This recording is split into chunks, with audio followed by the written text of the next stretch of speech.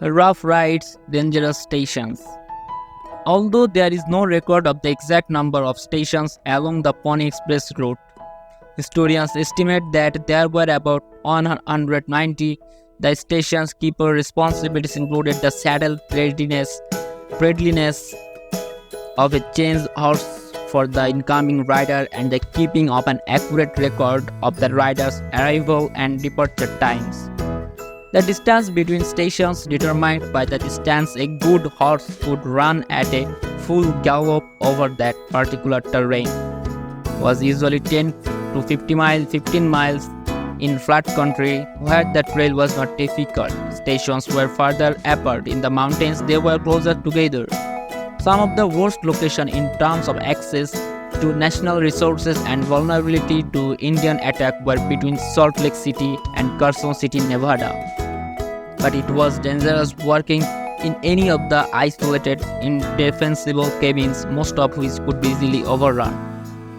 Not much is known about the stations themselves, but in most cases they were hardly built for comfort. Most of the relay posts consisted of small, simple cabins with a few stalls and a corral for the horses.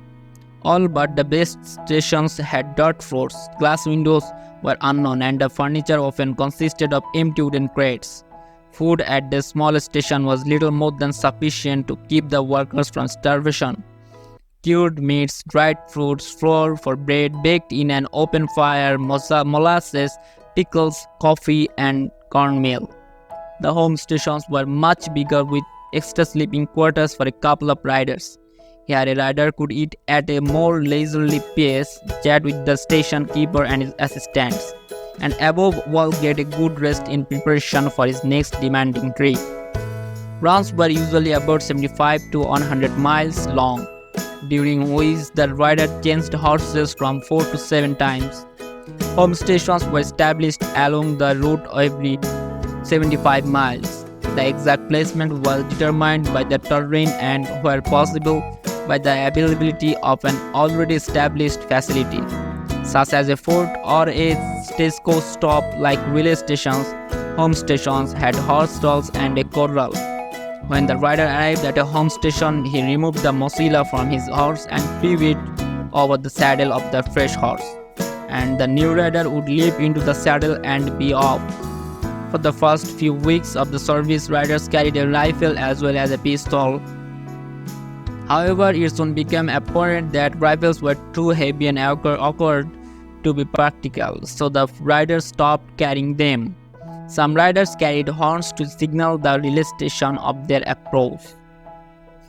Pony Express riders faced a host of perils in addition to the discomfort and danger of the rough terrain, harsh weather, insects, and scarce water on the trail. Hostile Indians threatened riders and station keepers alike.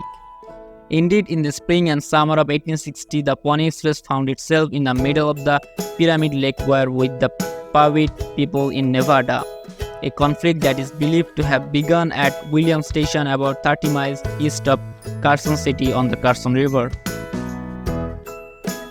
The first delivery of Pony Express. Greeted with great fanfare and excitement, the first ride of the Pony Express on April 3, 1860 was reported by newspapers across the country. The first mochila of a mail included a letter from Pres James Buchanan to Governor John Downey of California, congratulated him on the Pony Express.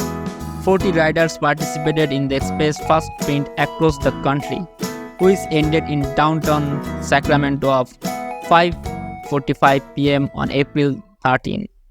Exactly 10 days after the first rider had left St. Joseph. The festive welcome in Sacramento was repeated hours later in San Francisco after the mail was conveyed to its final destination by the large-side wheeler steamboat Antelope with the historic first ride.